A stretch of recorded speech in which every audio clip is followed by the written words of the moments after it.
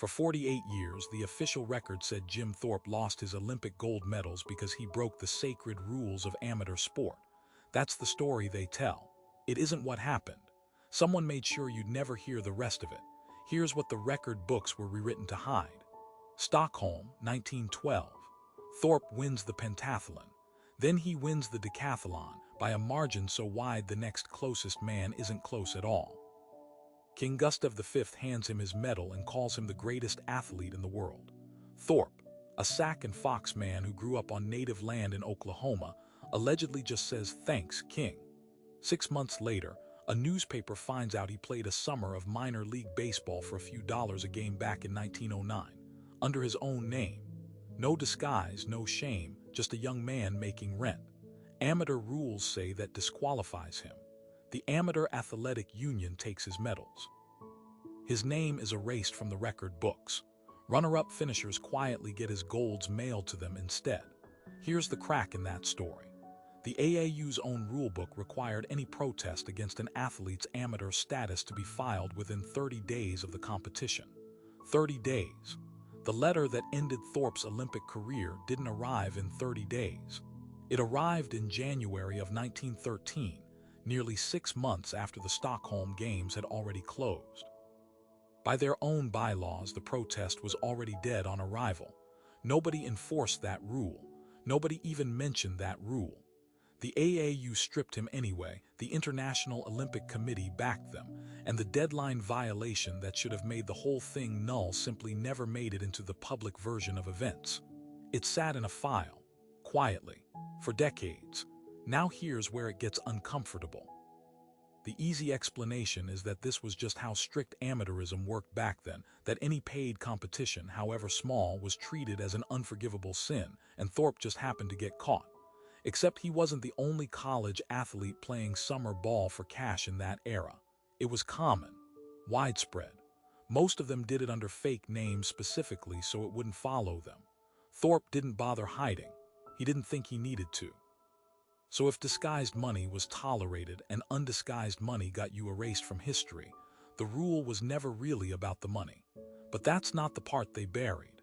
The part they buried is who made the call and why the paperwork didn't matter. James Edward Sullivan ran the AAU's amateur enforcement machinery, and he held enormous, largely unchecked power over who got to keep their status and who didn't. Thorpe trained at the Carlisle Indian Industrial School, under a coach the AAU establishment already viewed as a troublemaker, in an era when a native athlete embarrassing the entire white sporting establishment on a global stage was its own kind of threat. The missed deadline wasn't an oversight. It was a decision, a choice to let the paperwork slide because the outcome mattered more than the process. And the IOC's own charter at the time said medals could only be revoked through a protest that followed the original rules. Which means, by the letter of their own law, Thorpe should have kept every medal regardless of guilt. That single procedural fact, that the whole disqualification was built on a broken rule, stayed locked in Federation correspondence, not headlines. The public got he broke the rules. The file said the rules were broken to get him. Here's what that cost. Thorpe spent the rest of his career and much of his life with an asterisk next to his name, cut off from the amateur pipeline that could have carried him into more Olympic gold. He struggled financially in his later years, while the record books insisted he'd never really been a champion at all.